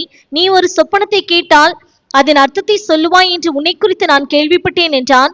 அப்பொழுது யோசேப்பு பார்வோனுக்கு பிரதியுத்தரமாக, நான் அல்ல, தேவனே பார்வோனுக்கு மங்களமான உத்தரவு அருளி செய்வார் என்றார். 33வது வசனத்தை வாசிங்க இப்போ. ஆகையால் விவேகமும் ஞானமும் உள்ள ஒரு மனுஷனை தேடி அவனை எகிப்து தேசத்துக்கு அதிகாரியாக பார்வோன் ஏற்படுத்துவாராக. அப்ப இந்த இடத்துல வரும்போது 7 வருஷம் செழிப்பு, 7 வருஷம் பஞ்சத்துக்குரிய சொப்பனத்தை தேவனாகிய கர்த்தர் பார்வோனுக்கு காட்டுகிறாங்க. கலக்கத்தோடு எந்திரிச்ச பார்வோனுக்கு சொப்பனத்துக்கு அர்த்தம் சொல்ல ஆள் இல்லை.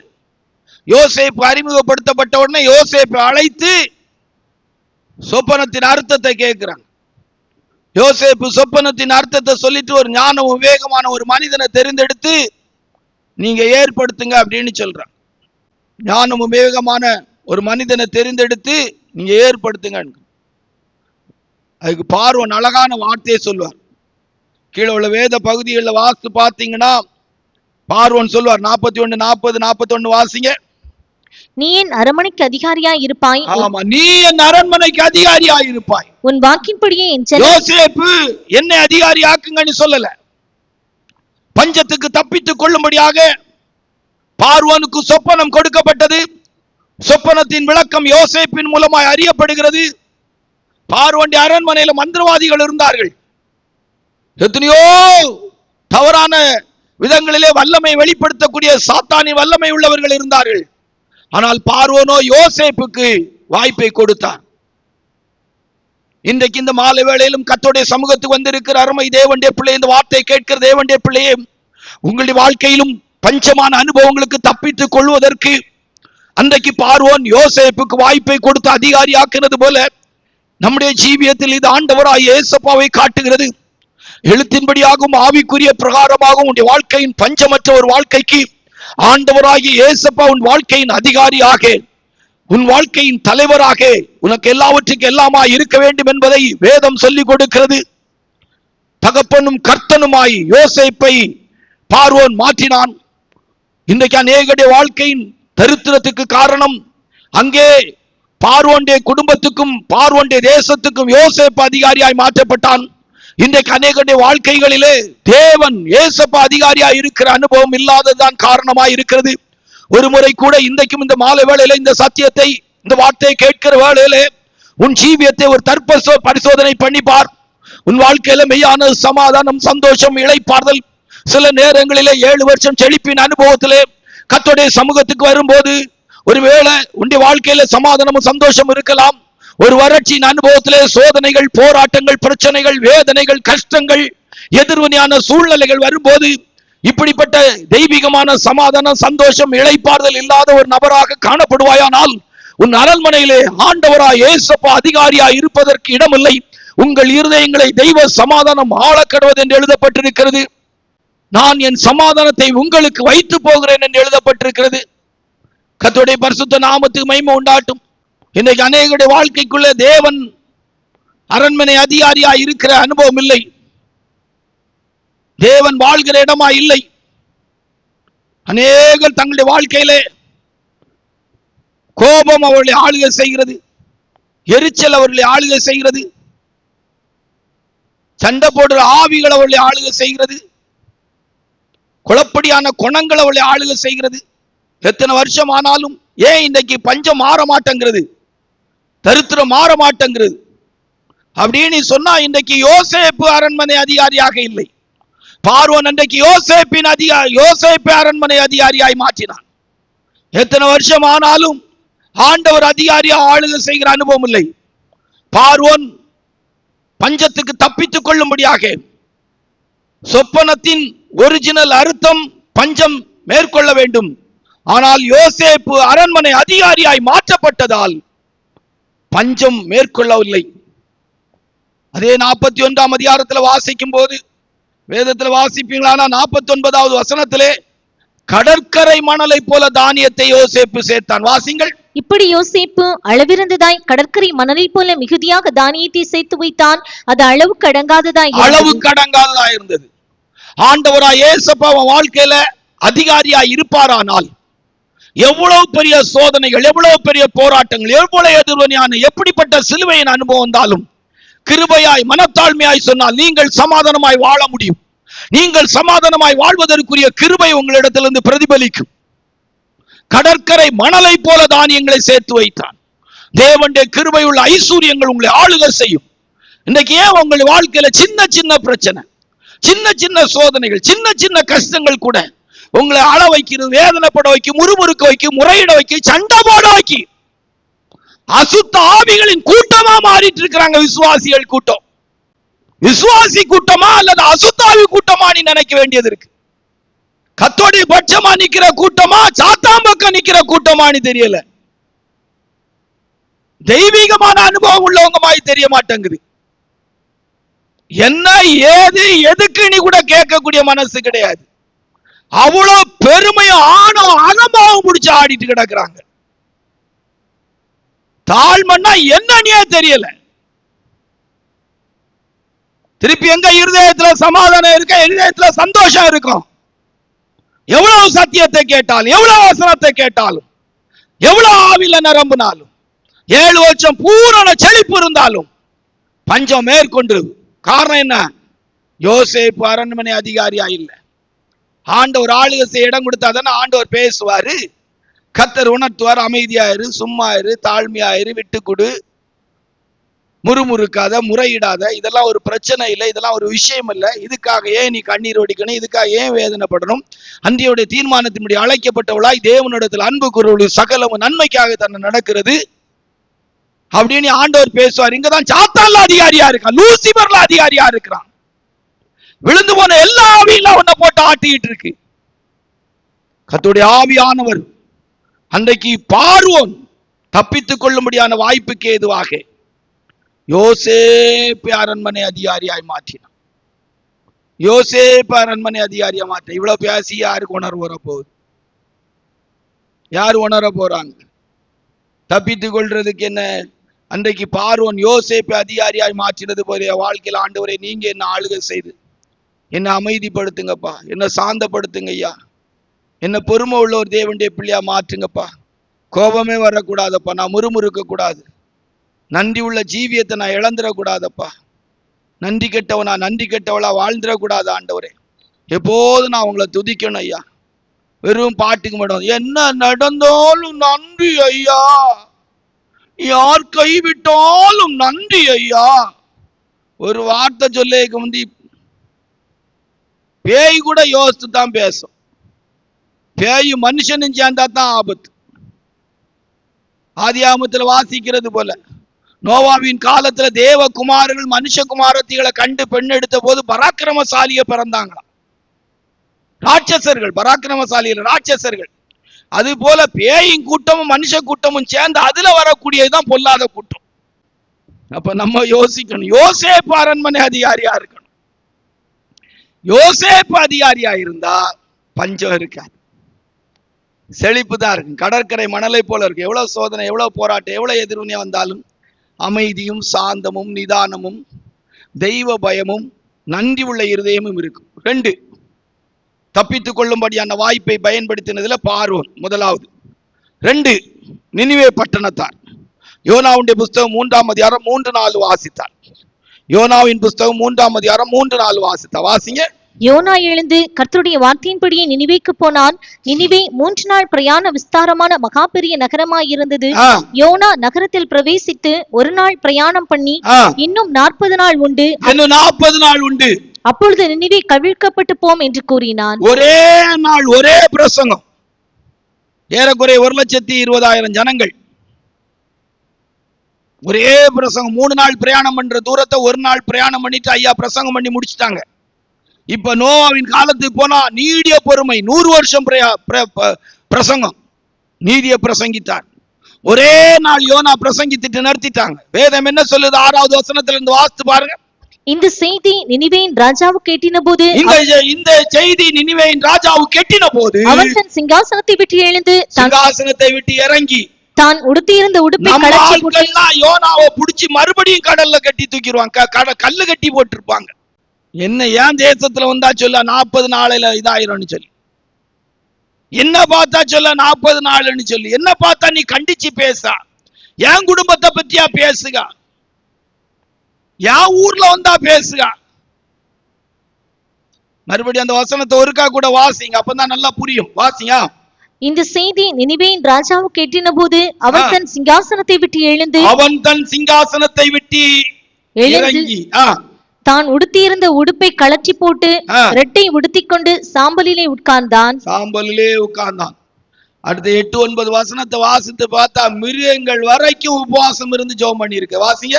மனுஷரும் மிருகங்களும் ரெட்டினால் மூடிக்கொண்டு தேவனை நோக்கி உரத்த சத்தமாய் கூப்பிடவும் அவரவர் தம் 3 நாள் நல்ல உபவாசம். 10வது வசனத்துல வேதம் சொல்லுகிறது. வாசிங்க. அவர்கள் தங்கள் பொல்லாத வழியை விட்டு திரும்பினார்கள் என்று தேவன் அவர்களுடைய கிரியைகளை பார்த்து தாம் அவர்களுக்கு செய்வேன் என்று சொல்லியிருந்த தீங்கை குறித்து மனஸ்தாபப்பட்டு, ஆண்டவர் சொன்னதுக்காகவே மனஸ்தாபப்பட்டாங்க. அழிச்சிருவேன் 40 நாள்ல நினிவே கவிழ்ப்பேன்னு சொன்னதுக்கு மனஸ்தாபப்பட்டு, ஐயோ இந்த ஜனங்களை பார்த்தா நான் இப்படி சொன்னேன். நான் அதை என் லைஃப்ல ரொம்ப பார்த்திருக்கிறேன். சிலரை பார்த்து கண்டிக்கும் போது, சிலரை கண்டிச்சு பேசும்போது அடுத்த ஒரு 5-10 நிமிஷத்துக்குள்ளே அவங்க மனத்தாழ்மையோடு மன்னிப்பு கேட்கும் போது, ஐயோ பாவம் அவங்களை இப்படி சொன்னமேன்னு நினைச்சிருக்கு, நம்ம இப்படி பேசிட்டோமேன்னு நினைச்சிருக்கு. ஆண்டவரே மனஸ்தாபப்பட்டாங்களா, சரி இந்த ஜனத்தையா நம்ம இப்படி சொன்னோன்னு சொல்லி. நினிவே பட்டணத்தார் தாங்கள் கவிழ்க்கப்படாதபடி, அழிக்கப்படாதபடிக்கு தப்பித்துக் கொள்ளும்படியான வாய்ப்பை பயன்படுத்தி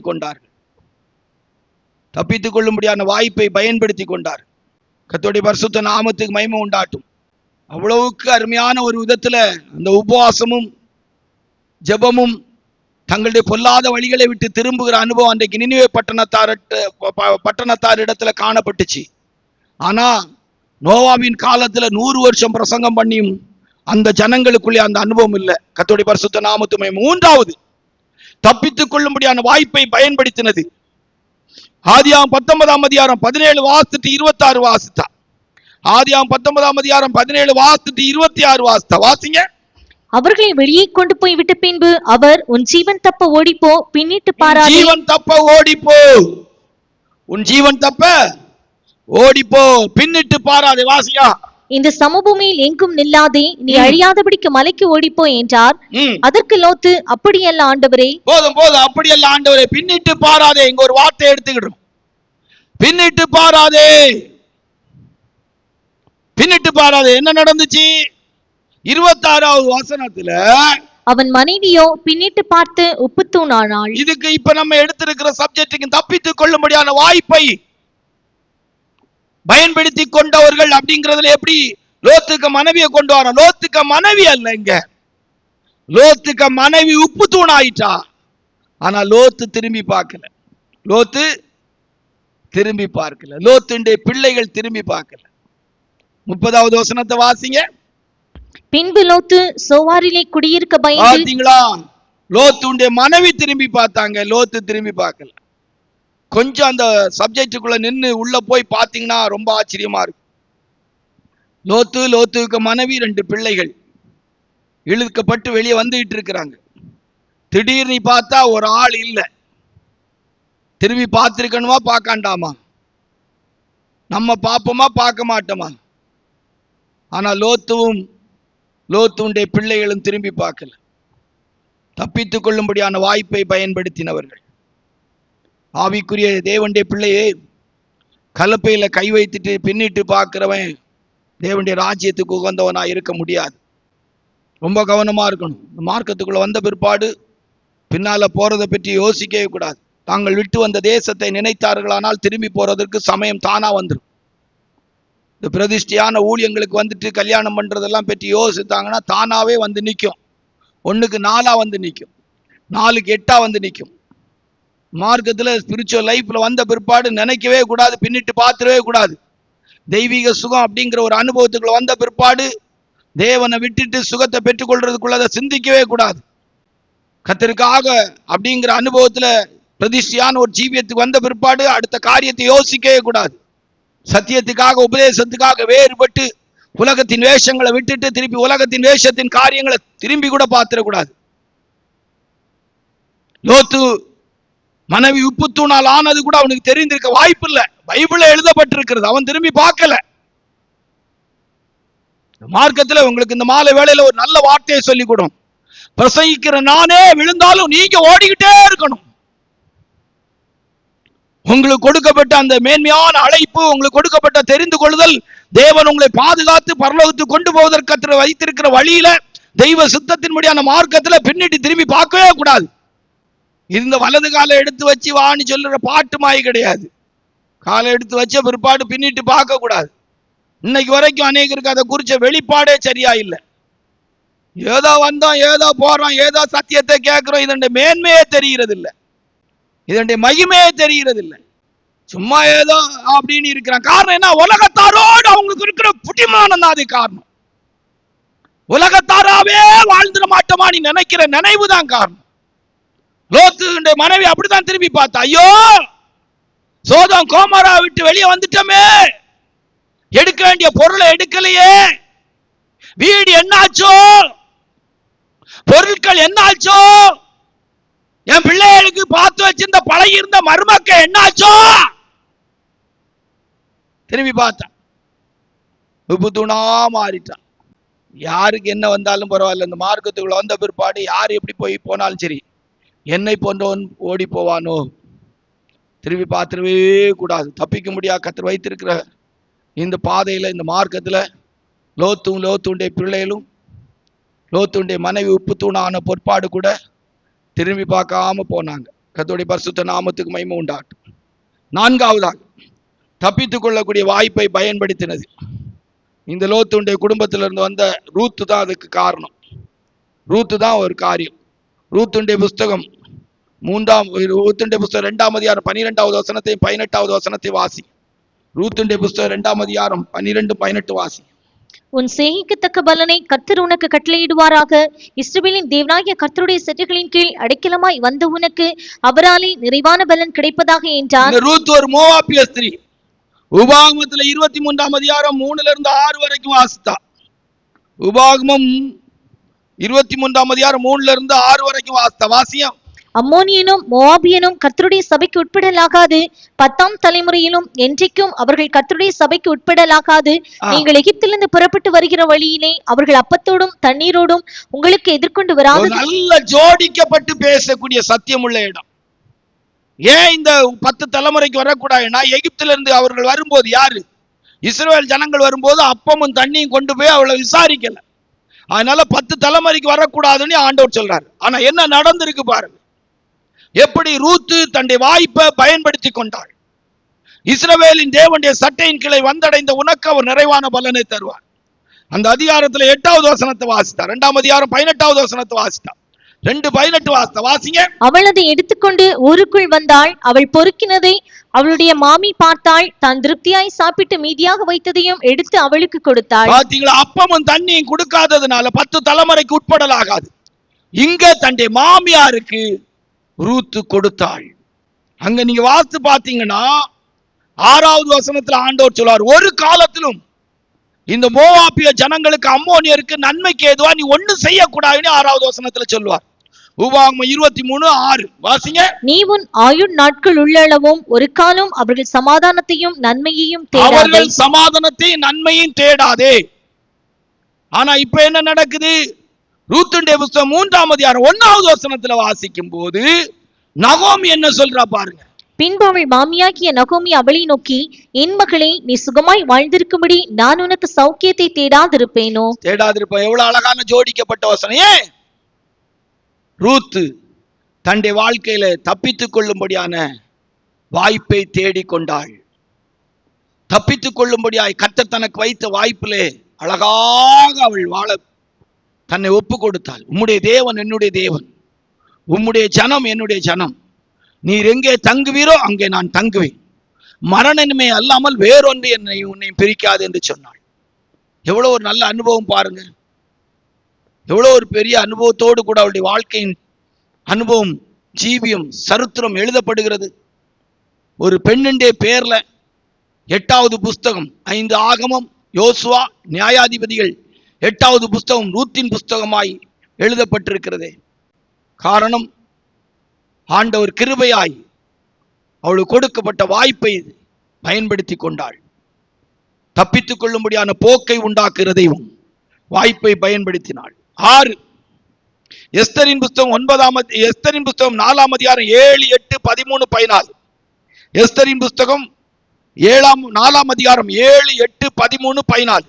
சீக்கிரம் வாசிங்க. அப்பொழுது மொர்தெகாய் தனக்கு சம்பவித்த எல்லாவற்றை பற்றியும் யூதரை அழிக்கும்படி ஆமான் ராஜாவின் கஜானாவுக்கு எண்ணி கொடுப்பேன் என்று சொன்ன பணத்தொகையையும் பற்றியும் அவனுக்கு அறிவித்ததுமன்றி யூதர்களை அழிக்கும்படி சூசானில் பிறந்த கட்டளையின் நகலையும் அவனிடத்தில் கொடுத்து அதை எஸ்தருக்கு காண்பித்து தெரியப்படுத்தவும் அவள் அகத்தியமாய் ராஜாவினிடத்திற்கு போய் அதனிடத்தில் தன் ஜனங்களுக்காக விண்ணப்பம் பண்ணவும் மன்றாடவும் வேண்டும் என்று அவளுக்கு சொல்ல சொன்னான். இப்ப 13, 14 வாசியா. மொர்தெகாய் எஸ்தருக்கு திரும்ப சொன்னது, நீ ராஜாவின் அரமனையில் இருக்கிறதினால் மற்ற யூதர் தப்பக்கூடாதிருக்க நீ தப்புமாய் என்று உன் மனதிலே நினைவு கொள்ளாதே. நீ இந்த காலத்திலே மௌனமாய் இருந்தால் யூதருக்கு சகாயமும் ரட்சிப்பும் வேறொரு இடத்திலிருந்து எழும்பும். அப்பொழுது நீயும் உன் தகப்பன் குடும்பத்தாரும் அழிவீர்கள். நீ இப்படிப்பட்ட காலத்துக்கு உதவியாய் இருக்கும்படி உனக்கு ராஜமேன்மை கிடைத்திருக்கலாமே, யாருக்கு தெரியும் என்று சொல்ல சொன்னான். பரிசுத்த நாமத்துக்கு வாய்ப்பை பயன்படுத்துகிறாய் எஸ்தர். 16வது வசனத்துல வாசிக்கும் போது நீர் போய் சூசானில் இருக்கிற யூதரையெல்லாம் கூடிவரச் செய்து 3 நாள் அல்லும் பகலும் புசியாமலும் குடியாமலும் இருந்து எனக்காக உபவாசம் பண்ணுங்கள், நானும் என் தாதிமாரும் உபவாசம் பண்ணுவோம். இவ்விதமாக சட்டத்தை மீறி ராஜாவினிடத்தில் பிரவேசிப்பேன், நான் செத்தாலும் சாகிறேன் என்று சொல்ல சொன்னாள். 9வது வசனத்துல காரியம் மாறுதலாய் முடிந்தது. எஸ்தரின் புஸ்தகம் 9ஆம் அதிகாரம் 1வது வசனத்தை வாசிக்கும் போது ராஜாவின் வார்த்தையின்படியும் அவருடைய கட்டளையின்படியும் செய்யப்படுகிறதற்கு ஆதார் மாதம் என்கிற 12ஆம் மாதம் 13ஆம் தேதியிலே யூதர்களுடைய பகைஞர்கள் அவர்களை மேற்கொள்ளலாம் என்று நம்பினார்களே, அந்நாளில் தானே யூதரானவர்கள் தங்கள் பகைஞர்களை மேற்கொள்ளும்படி காரியம் மாறுதலாய் முடிந்தது. வாய்ப்பை பயன்படுத்தி கொண்டவர்கள் தப்பித்துக் கொள்ளும்படியான வாய்ப்பை பயன்படுத்தினதிலே எஸ்தர் உபவாசம் பண்ணி ஜெபித்து அருமையான விதத்தில் ராஜாவினிடத்தில் பிரவேசித்து வாய்ப்பை ஆமானும் யூதர்களை அழிக்க நினைத்த ஜனங்களும் கொல்லப்படுவதற்கு ஏதுவாக வாய்ப்பை பயன்படுத்தி கொண்டார்கள். கர்த்தருடைய பிள்ளைகளும் உபவாசம் இருக்கிற வேண்டிய நாட்களில் உபவாசம் இருக்கணும். கர்த்தருடைய சமூகத்தில் விழுந்து கிடக்க வேண்டிய நாட்களில் விழுந்து கிடக்கணும். இன்னைக்கு எல்லாம் செல்போனோடி தான் இருக்கிறாங்க. எல்லாம் செல்போன், சமயம் கிடைக்கும் போதெல்லாம் செல்போன் தான். செல்போன்ல எதையாவது பார்க்கறது, யார்ட்டையாய் பேசுறது. சிலர் எல்லாம் பேச ஆரம்பிச்சுட்டாங்கன்னா எதிர்மனையில இருக்கிறவங்க காது 2ல இருந்து ரத்தம் வழிய ஆரம்பிச்சிடும். சில போன் கால் எல்லாம் பாத்தீங்கன்னா எப்ப பார்த்தாலும் என்கேஜ்டா தான் இருக்கு. நீங்கள் தொடர்பு கொண்ட வாடிக்கையாளர் தொடர்பு எல்லைக்கு வெளியே இருக்கிறார். 2 செல்போன் 2 நம்பர் போட்டிருந்தாங்கன்னா ஒரு நம்பர்ல பேசிட்டு இருப்பாங்க, ஒரு நம்பர்ல எடுத்தா சொல்லும். அல்லது அவங்க ரொம்ப பிஸியா இருக்கிறாங்க, உங்கள் அழைப்பை ஏற்றுக்கொள்ள முடியவில்லை. என்ன இது விட மாட்டாங்க, பேசிக்கிட்டே இருப்பாங்க. எஸ்தர் தன்னுடைய வாய்ப்பை பயன்படுத்தி கொண்டாங்க. மொர்தெகாய் எச்சரித்து சொன்ன போது தன்னுடைய வாய்ப்பை பயன்படுத்தி ராஜா கிட்ட பிரவேசித்து யூத ஜனங்கள் பாதுகாக்கப்படுவதற்கேற்ற விதத்திலே தேவன் யூதர்களுக்காய் கிரியை செய்கிற விதத்திலே அன்றைக்கு எஸ்தர் வாய்ப்பை பயன்படுத்தி கொண்டார்கள். கர்த்தருடைய பரிசுத்த நாமத்து மகிமை உண்டாட்டி இன்றைக்கு ஒருவேளை அழிந்து போற ஆத்துமாக்களுக்காக ஜெபிக்கிற தேவனுடைய பிள்ளையாய் நீங்கள் இருப்பீர்களானால், உங்களுக்கு குடும்பத்துக்காக ஜெபிக்கிற தேவனுடைய பிள்ளைகளாய் இருப்பீர்களானால், சபையிலே ஆத்துமாக்கள் பெருக வேண்டும் என்று ஜெபிக்கிற தேவனுடைய பிள்ளைகளாய் இருப்பீர்களானால், எஸ்தரை போல இந்த நாட்களிலே வாய்ப்பை பயன்படுத்துங்கள். 6 வேதத்தில் வாசிக்கும் போது வாய்ப்பை பயன்படுத்தி கொண்டவர்களை யாரை கொண்டு வரோம் என்று சொன்னால் யோசேப்பை கொண்டு வார்கள். ஆதியாகமம் 39ஆம் அதிகாரம் 12வது வசனத்தை வாசித்தால், ஆதியாகமம் 39:12 வாசித்தால் வாசிங்கள். அப்பொழுது அவள் அவனுடைய வஸ்திரத்தை பற்றி பிடித்து என்னோட சயனி என்றாள். அவனோ தன் வஸ்திரத்தை அவள் கையிலே விட்டு வெளியே ஓடி போனான். வாய்ப்பை பயன்படுத்தினான், ஓடிட்டான், நிக்கல, ஓடிட்டான். ஆதியாகமம் 20ஆம் அதிகாரம் 3ல இருந்து 6 வரைக்கும் வாசித்தா. ஆதியாகமம் 20ஆம் அதிகாரம் 3ல இருந்து 6 வரைக்கும் வாசித்தா. அபிமெலேக்குக்கு கர்த்தர் சொப்பனம் கொடுக்கிறார். வாசிங்க. தேவன் இரவிலே அபிமெலேக்குக்கு சொப்பனத்திலே தோன்றி, நீ அழைப்பித்த ஸ்திரீ நிமித்தம் நீ செத்தாய், அவள் ஒருவனுடைய மனைவியாய் இருக்கிறாளே என்றார். அபிமெலேக்கு அவளை சேராதிருந்தான். அவன் ஓடினா இவன் சேராதிருந்தான். வாய்ப்பை பயன்படுத்தி கொண்டாங்க. கர்த்தர் அதனால அபிமெலேக்கு ஆசீர்வதிக்கக்கூடிய இடம் இருந்துச்சு, அவன் குடும்பத்தார் ஆசீர்வதிக்கக்கூடிய இடம் இருந்துச்சு, யோசேப்பை கர்த்தர் உயர்த்தக்கூடிய இடம் இருந்துச்சு. இன்றைக்கு நம்மில் அநேகர் உயர்த்தப்படாதது காரணம் வெளியே ஓடாம செய்யக்கூடாதது செய்யாதபடிக்கு கர்த்தர் நமக்கு வாய்ப்பை தந்த போதும் கூட நம்ம அந்த வாய்ப்பை பயன்படுத்தல. யோசேப்பு வெளியே ஓடினான், அபிமெலேக்கு சேராதிருந்தான். கர்த்தர் ஒரு சொப்பனத்தின் மூலம் அவனை உணர்த்திய போது சேராதிருந்தான். நம்மள எத்தனை பேருக்கு இப்படி ஒரு நல்ல மனசாட்சிகள் இருக்கக்கூடும்? இவ்வளவு நல்ல மனசாட்சிகளோடு இன்றைக்கு ஜீவிக்கிறோம், ஊழியம் செய்கிறோம், விசுவாசிகளா இருக்கிறோம் என்று சொல்ல முடியுமா? தப்பித்துக் கொள்ள முடியாத போக்கு, சோதனைகள் மத்தியில, போராட்டங்கள் மத்தியில, பிரச்சனைகள் மத்தியில, வேதனை மத்தியில தப்பித்துக் கொள்ள முடியாத போக்கு.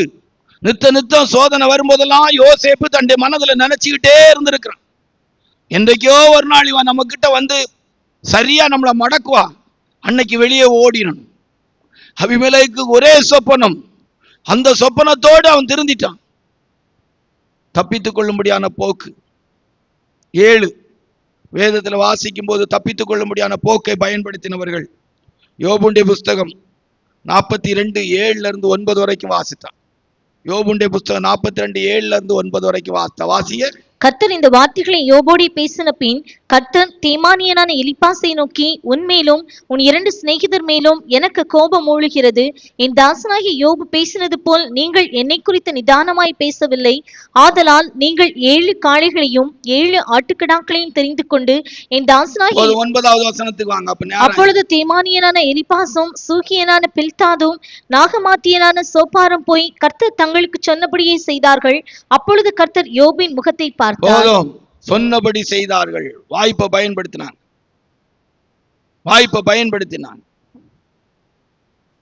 மறுபடி கூட ஒருக்கா கூட அந்த 7வது வசனத்தை வாசிங்க. கர்த்தர் இந்த வார்த்தைகளை யோபோடே பேசின பின் கர்த்தர் தேமானியனான எலிப்பாசை நோக்கி, உன்மேலும் உன் 2 சிநேகிதர் மேலும் எனக்கு கோபம் மூழ்கிறது. என் தாசனாகிய யோபு பேசினது போல் நீங்கள் என்னை குறித்து நிதானமாய் பேசவில்லை. எனக்கு கோபம் மூழ்கிறது. தேவனுக்கு பயங்கர கோபம். தேமானியனான எலிப்பாசை நோக்கி, உன்மேலும் உன் 2 சிநேகிதன் மேல எனக்கு கோபம் மூழ்கிறது. அடுத்த வசனத்துல வாசித்து பாத்தீங்கன்னா உடனே காளையை வாங்கிட்டு போறாங்க. வாசிங்க அடுத்த வசனத்தை இப்போ. ஆதலால் அப்பொழுது தேமானியனான எலிப்பாசும் சூகியனான பில்தாதும் நாகமாத்தியனான சோப்பாரும் போய் கர்த்தர் தங்களுக்கு சொன்னபடியே செய்தார்கள். 8 வாசி. ஆதலால் நீங்கள் 7 காளைகளையும் 7 ஆட்டுக்கடாக்களையும் தெரிந்து கொண்டு, 7 காளைகளையும் 7 ஆட்டுக்கடாக்களையும் உடனே வாங்கிட்டு போய் கர்த்தர் தங்களுக்கு சொன்னபடி செய்தார்கள். கோபம், ஆண்டோடைய கோபம் மூழும் போது பலி செலுத்தும்படி சொல்லப்பட்டதை அப்படியே செய்தாங்க. சில நேரங்களில் நம்ம மேல நம்முடைய குறைவுகள் நிமித்தமாய், நம்முடைய பலகீனங்கள் நிமித்தமாய் நம்ம மேல ஆண்டவருக்கு கோபம் மூழும் போது தப்பித்துக் கொள்ளுகிற வழி காளை பலியிடுகிறது, ஆட்டுக்கடாக்களை பலியிடுகிறது. நமக்காய் மெய்யான பலியான ஆண்டவராய் இயேசுப்பாவை முன்னுக்கு வைத்து தேவனை துதிக்கிறதும் ஸ்தோத்திர பலியிடுறதும் மனத்தாழ்மையோடு தேவனுக்கு முன்பாக நடந்து கொள்ளுகிறது. நம்மை தேவனுக்கு சுகந்த வாசனையான காணிக்கையாக அர்ப்பணிப்பது, ஒப்பு கொடுப்பது.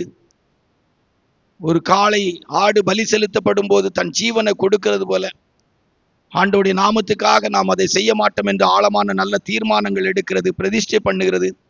இதெல்லாம் தான் ஆண்டவருக்கு நம்மை பலியாய் ஒப்பு கொடுக்கிறது, சுகந்த வாசனையான காணிக்கையாக பலியாக ஒப்பு கொடுக்கிறது. கர்த்தர் யோபுடைய முகத்தை பார்த்தார். யோபுடைய சிநேகிதர்களை கர்த்தர் மன்னித்தார். அவள் மேல் இருந்த கோபம் தேவனுக்கு ஆற்றப்பட்டது. தப்பித்துக் கொள்ளும்படியான போக்கை பயன்படுத்தின 7 பேர். பார்வோன் யோசேப்பை தன்னுடைய அரண்மனைக்கு அதிகாரியாக்கி, நினிவே ஜனங்கள்ல ராஜா முதற்கொண்டு எல்லா ஜனங்களும் மிருக ஜீவன்களும் உபவாசம் இருந்தது. லோத்துடைய பிள்ளைகளும் லோத்துடைய மனைவி பின்னிட்டு உப்பு தூணானது கூட திரும்பி பார்க்காமல் ஆண்டோடைய கிருபையினாலே லோத்துடைய பிள்ளைகளும் பாதுகாக்கப்பட்டார்கள். தப்பித்துக் கொள்ளும்படியான போக்கை பயன்படுத்தி கொண்டார்கள். ரூத் தப்பித்துக் கொள்ளும்படியான போக்கை பயன்படுத்தினார்கள். எஸ்தர் தப்பித்துக் கொள்ளும்படியான போக்கை பயன்படுத்தினார்கள். யோசேப்பும் அபிமெலேக்கும் தப்பித்துக் கொள்ளும்படியான போக்கை ஏற்படுத்தினார்கள். யோபுடைய சிநேகிதர்களும் தப்பித்துக் கொள்ளும்படியான போக்கிலே பலி செலுத்தி தப்பித்துக் கொண்டார்கள். கர்த்தர் தாமே இந்த வார்த்தைகளின்படியாக வரும் கோபாக்கினைக்கு தப்பித்துக் கொள்ளத்தக்கதாக, சோதனைகள் மத்தியிலே தப்பித்துக் கொள்ளும்படியாய் தேவன் நமக்கு வைக்கிற போக்கிலே தப்பித்து எப்படியாயிலும் கர்த்தருடைய வருகையிலே, அப்போஸ்தலர் 28ஆம் அதிகாரத்திலே கடைசி முதல் வசனத்திலே சொல்லியிருக்கும் தப்பி கரை சேர்ந்தார்கள் என்று சொன்னது போல நாமும் ஆண்டவராய் இயேசுவின் வருகைக்கு ஏதுவாய் சீயோனுக்காய் எருசலேமுக்காய் கர்த்தர் நம்மை ஆயத்தப்படுத்துவாராக. ஆமென்.